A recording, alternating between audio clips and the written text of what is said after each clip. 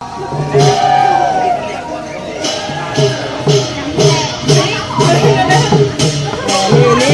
ต้องพูดคนนี้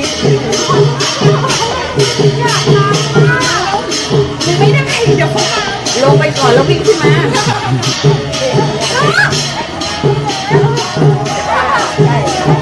อย่างนี้งานบวชเป็นนางฟ้านะเป็นเหรียญนางฟ้าแล้วเนี่ย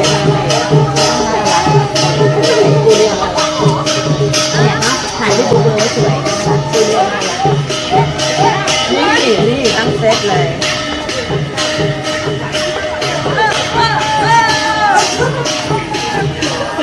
พี่เขาไม่ค่อยเลยงานหน้าซองค่ะหน้าซอง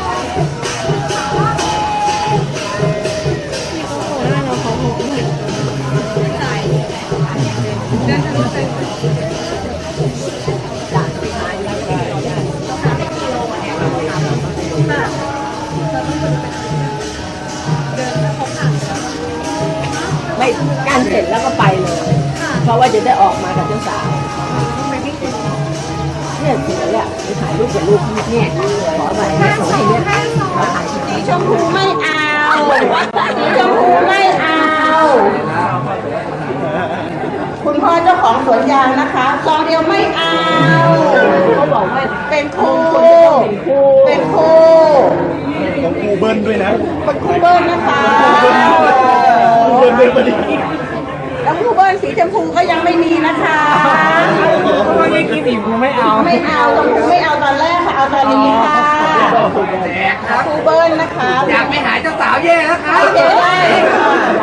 ผ่านพอได้ยังคะเป็นใจได้ยังคะอยากจะบอกว่าหมดแล้วยังได้ยังคะหมดได้แล้วเดี๋ยวได้เอาพอโอเคค่ะวันนี้นะคะประตูอะไรดูสิหนักด้วยนะเนี่ยประตูเข็มขัดอะไร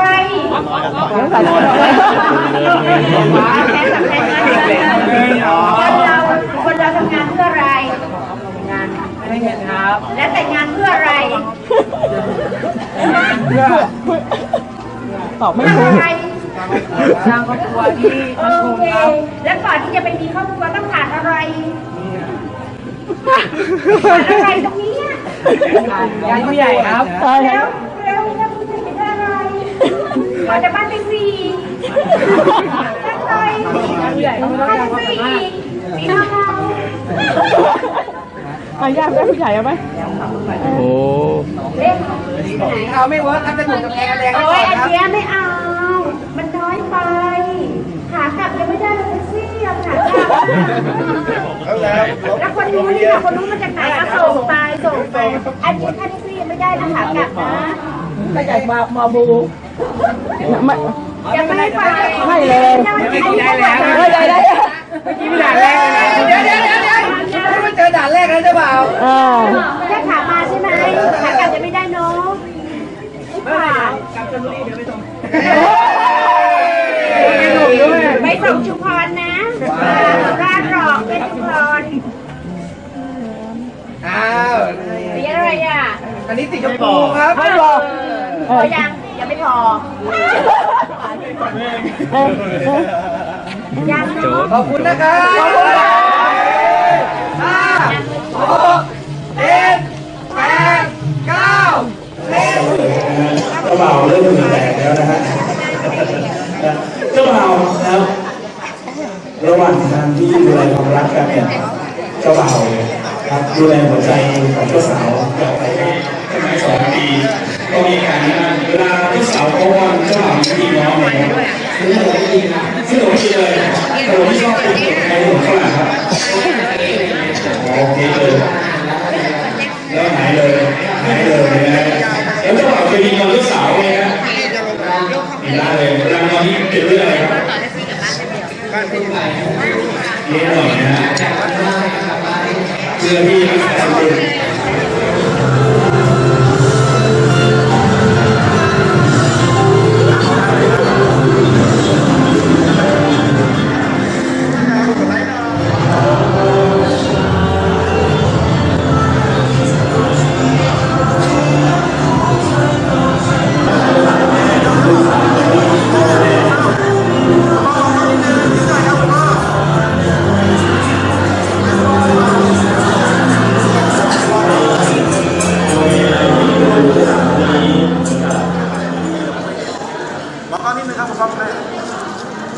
ไฟตรงนู้นมาเข้ามาหน่อย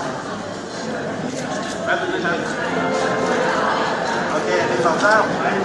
นี่คือ พ่อแม่ให้บอลจะสั่งเลยครับ ที่ว่า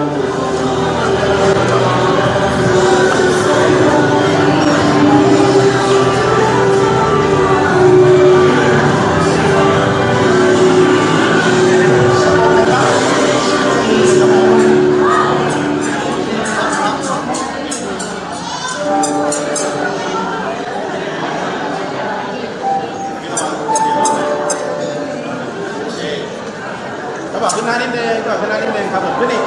กระบะคนเดียว